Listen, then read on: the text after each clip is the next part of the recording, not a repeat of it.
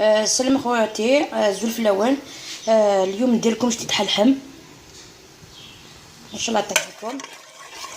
شتيت حلحم على طريقتي. درت شويه زيت، شويه سمن،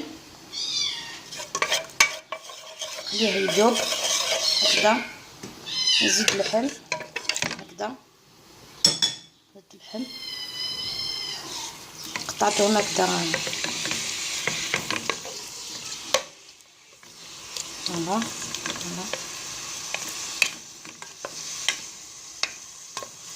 قطعتهم هكذا.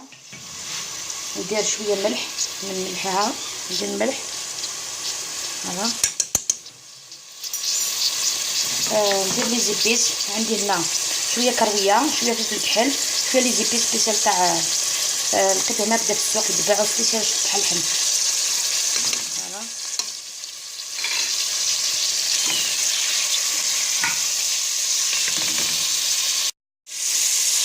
هكذا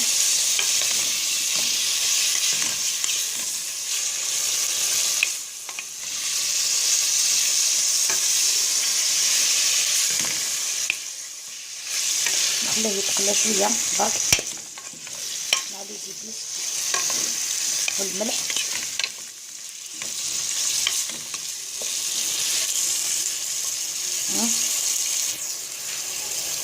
دابا نزيد البصله،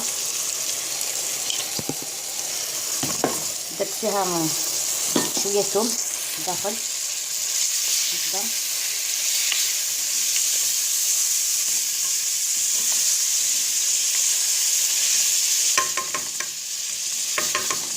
خليها تتقلى شويه.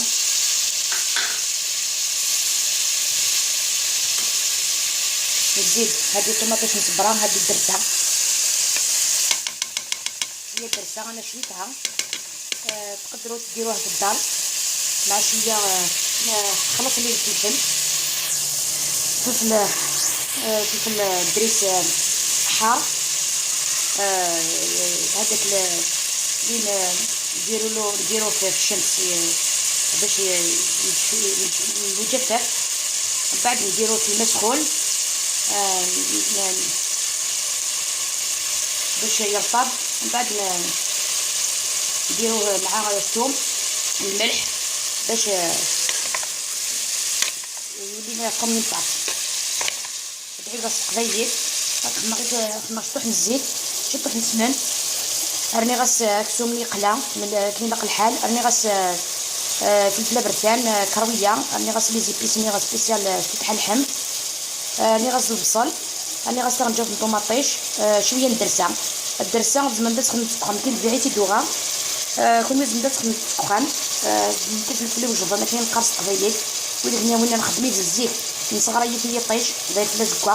خرجت ديك 5 لهنا خدم نحاول غيتنوز من السوق يتنوز اللي في الزكوا غتسكر الزكوا ماني حمان باش يغادي يرضى. ومن بعد ديك سميتو كي تشريح من الداخل غتسرب نبدا استرمنت كراني تيسكر. هادي تزاكن شويه الملح شويه الفلفل بركان. هادي تزاكني غتسكر السكايه الداخل مثلا كيك غاليه هكايا. درت هنا شويه الحمص هي كان صافي الكونجيلاتور هكايا. تمرقها السكر غنان تجي غتسوي. من بعد تنولي مراري الزيت. خواتي شتي تحل تاع اللحم، شتي تحل اللحم مجمره لاصوص تاعها ان شاء الله تعجبكم. هنا صحة فطوركم، الى اللقاء، وصفة القادمة ان شاء الله. صحة فطوركم.